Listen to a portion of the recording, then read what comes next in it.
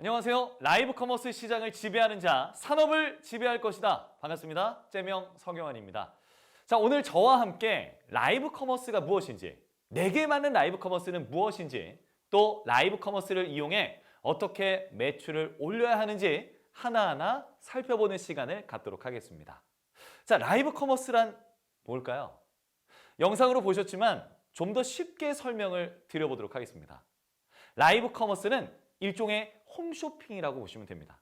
홈쇼핑이 작은 휴대폰 속으로 들어온 것, 그게 바로 라이브 커머스입니다. 여러분, TV를 많이 보세요? 휴대폰을 많이 보세요? 대부분 휴대폰을 보는 시간이 압도적으로 많을 텐데요. 이 점이 바로 라이브 커머스 시장이 가진 잠재력입니다. 홈쇼핑과 달리 라이브 커머스는 소비자, 즉 시청자와 진행자 사이에 커뮤니케이션이 가능합니다. 소비자들은 모바일 앱에서 방송을 보면서 제품 정보를 접하고요. 시청자와 진행자 상호 간의 의견을 교환하며 방송 페이지에 직접 물품을 결제할 수 있습니다. 여기서 끝나지 않습니다. 방송 시간에 일시적 매출을 올리는 것 외에도 방송 후에 제품과 또 브랜드로 유입되는 신규 고객을 확보할 수 있죠. 코로나로 인해 언택트 쇼핑과 모바일 스트리밍이 일상화된 뉴노멀 시대를 맞아 모바일 커머스가 대세 커머스로 주목받는 것은 어쩌면 너무나도 당연한 일이겠죠? 자, 그래서 저는 라이브 커머스 시장으로 들어왔고 또 그 시장을 정확히 이해하기 위해 오랜 시간과 자본을 들였습니다. 그렇게 쌓은 노하우를 오늘 여러분과 함께 공유하려고 합니다. 자, 준비되셨나요?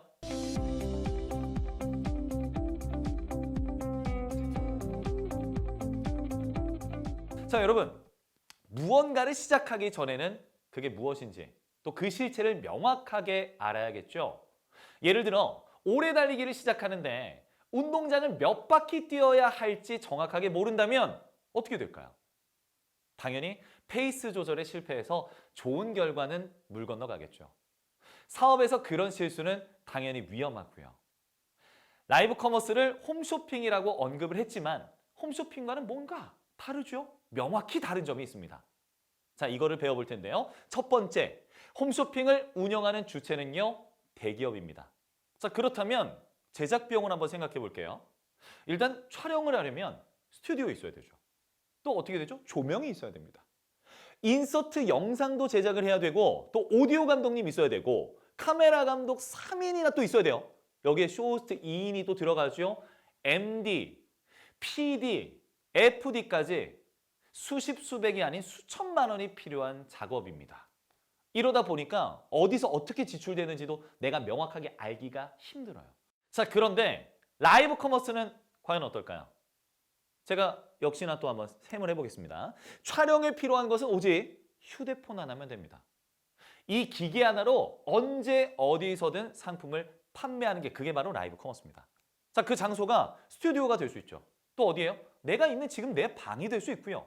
농장, 산, 바다, 배 위든 어디나 될 수 있는 게 이 라이브 커머스의 장점이라고 볼 수 있습니다. 자, 또 하나. 누구나 잠재적인 판매자가 될 수 있습니다. 홈쇼핑에서 보던 쇼호스트가 내가 될 수 있습니다. 왜냐? 내가 생산한 제품을 판매하다 보니까 더 많은 정보가 들어갈 수도 있는 거고요. 내 개인적인 체험, 경험을 기반으로 좋은 상품을 판매할 수도 있기 때문에 좋은 거죠. 그러다 보니 정말 누구나 다 판매자가 될 수 있다는 거예요. 그래요. 여러분이 말이죠. 그런데 왜 안 하세요? 저와 함께 라이브 커머스 본격적으로 시작해 볼까요?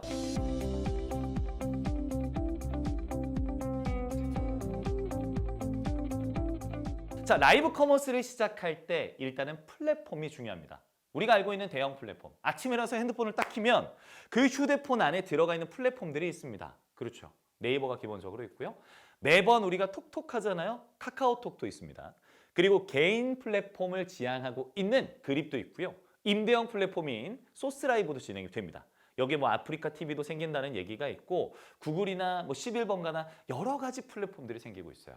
자, 라이브 커머스가 크게는 어떤 플랫폼으로 진행이 되는지 아시겠죠? 자, 그럼 이제 본격적으로 시작을 해보도록 하겠습니다. 자, 시작하기 전에 주요 플랫폼 분석부터 해보고 가야겠죠. 일단 말씀드렸던 라이브 커머스 전체적으로 다시 한번 말씀드리면 네이버, 카카오, 그립, 소스라이브 등 다양한 채널이 있는데요. 채널마다 운영 로직이 다르고 장단점이 존재합니다. 일단 네이버 같은 경우에 대형 플랫폼이긴 합니다만은 스마트 스토어 판매 기본 계정이 있어야 되고요. 나름의 로직을 파해야지만 나한테 자격이 부여될 수가 있는 거죠. 그만큼 엄격한 로직을 갖춘 채널이기 때문에 요 로직을 깨기가 어렵고요. 기본 3개월이라는 제한이 걸립니다. 그리고 매출도 어느 정도 나와야지만 송출이 가능한 거예요. 그리고 카카오 같은 경우에는 카카오는 쉽게 라이브 커머스와 그리고 메이커스가 존재합니다.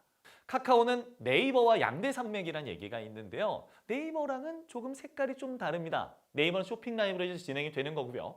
카카오는 자체 팀이 있습니다.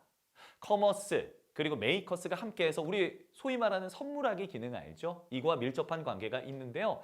한 3개월 정도의 매출이 상위로 올라오는 상품 중에서 선정을 해서 그걸 진행하고자 이제 소싱이 오는 거라서 요거는 우리가 직접적으로 연결하기가 어렵습니다. 자, 그립은 어떨까요? 여러분들 아까 말씀드렸던 산이나 바다, 내 방 모든 곳이 방송 스튜디오가 될 수 있습니다. 그 공간에 그립의 입점 신청을 간편하게 하시고 인정이 되다 보면 판매자의 코드를 드릴 거예요. 그럼 이제 그립에서 방송을 하실 수가 있고요. 소스라이브 같은 경우에도 역시나 자체 MD들이 있습니다. 그래서 원하는 상품을 먼저 제안을 하시고 통과가 되면 들어올 수 있다는 거. 그립과 소스라이브 같은 경우에는 손쉽게 로직 없이 MD가 인정을 하게 되면 진행이 가능한 부분이라서 잘 파악하고 입점 신청을 하는 게 굉장히 중요합니다.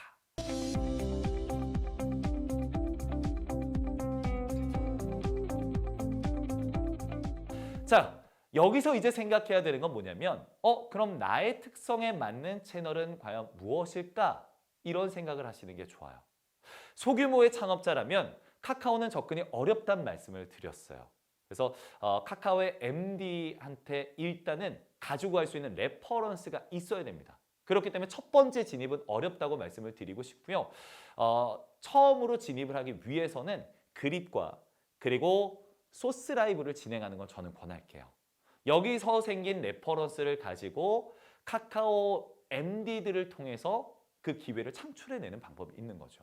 동시에 네이버 쇼핑 라이브에 지원을 해서 내가 이런 레퍼런스를 가지고 이런 상품을 기획하고 지금 이런 성적을 가지고 있대라고 정확하게 입점 신청을 하게 되면 네이버와 카카오 동시에 판매 권한이 주어질 수 있습니다.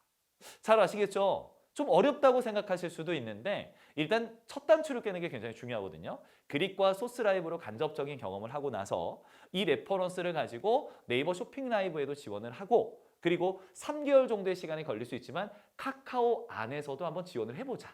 MD의 손에 잡으면 카카오 단독 방송을 진행할 수도 있고 네이버 쇼핑 라이브는 지속적인 판매 채널을 가져갈 수 있습니다. 어디서? 집에서 하실 수 있다는 거죠.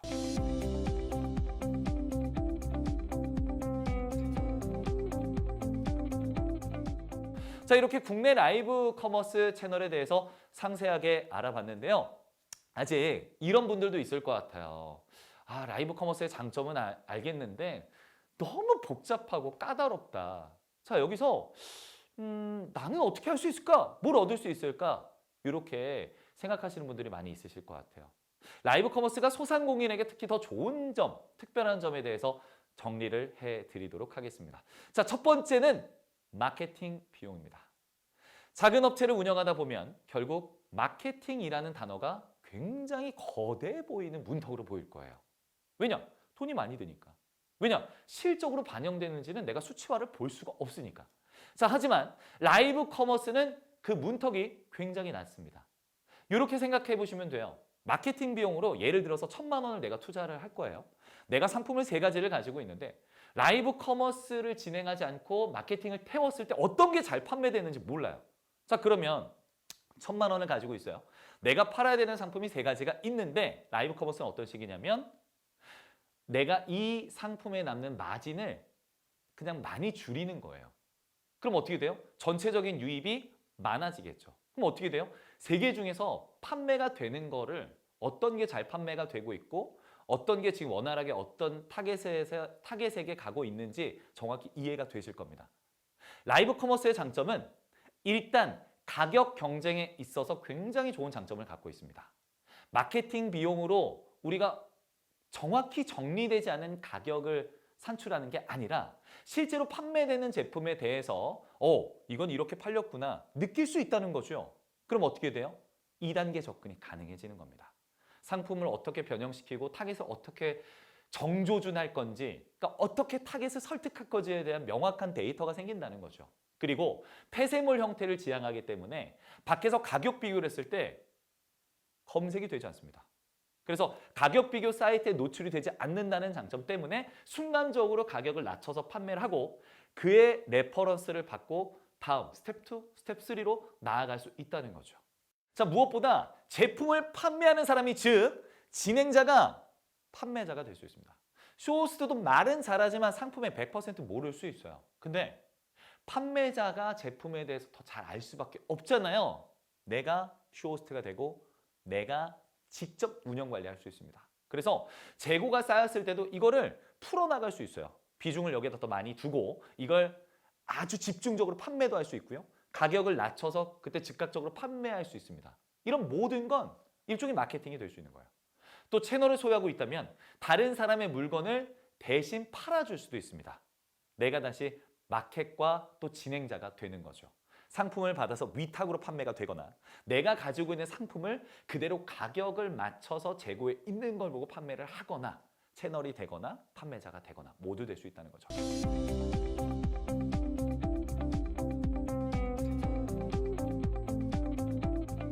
자, 두 번째 팁을 드려볼게요.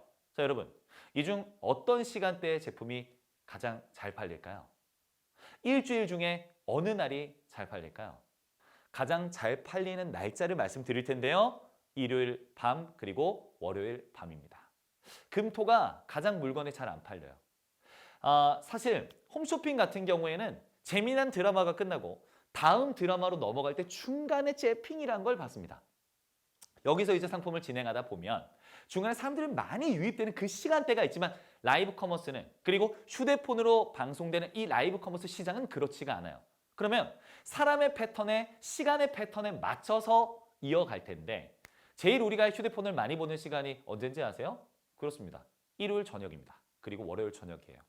우리의 심리는 금, 토, 일을 쉬고 일요일 저녁엔 집에서 빨리 쉽니다. 왜? 월요일 날 빨리 일어나서 일을 하려고 준비를 하는 거죠. 그때 침대에 누워서 휴대폰 보는 시간. 그 시간이 가장 유입이 많은 시간이고요. 월요일 날은 왜요? 피곤할 텐데. 바로 그거예요. 피곤한 시간에는 사람은 스트레스를 직간접적으로 받습니다. 그럼 스트레스는 어떻게 풀어야 될까요? 맛있는 거 먹는 것도 있겠지만 소비로 풀리는 스트레스가 심리적으로 굉장히 많은 도움이 되는 거예요. 그래서 월요일 저녁에 매출이 좋습니다. 좋은 건 일요일 저녁 그리고 월요일 저녁이라고 볼 수 있습니다. 그리고 예를 하나 들어보면 다이어트 식품이 있어요. 요거는 언제가 가장 잘 나갈까요? 어렵죠? 수요일과 목요일이 가장 잘 나갑니다. 왜냐면 일단 일요일, 월요일은 보상 심리 때문에 먹어요. 그 화요일 날도 그냥 먹거나 혹은 조금 내가 그만 먹어야 되는데 뭔가 경각심을 가질 수도 있죠. 근데 수요일, 목요일이 되면 어떻게 되냐면 자신의 배를 보기 시작합니다. 스트레스 받았던 그 월요일은 풀었는데 화요일도 먹고 풀었는데 수요일 되면 이것 때문에 또 스트레스를 받아요. 그러다 보니까 수요일과 목요일은 일부러라도 다이어트에 대한 영상을 찾아보고 자극을 주기 마련이거든요. 이때 제품 설명을 하면 어떨까요? 한번 지금 보시는 시청자분들이 생각을 해보시기 바래요. 살이 찌는 그 시간이 언제일까? 그래서 낮방송, 밤방송 다 잘 될 수도 있어요.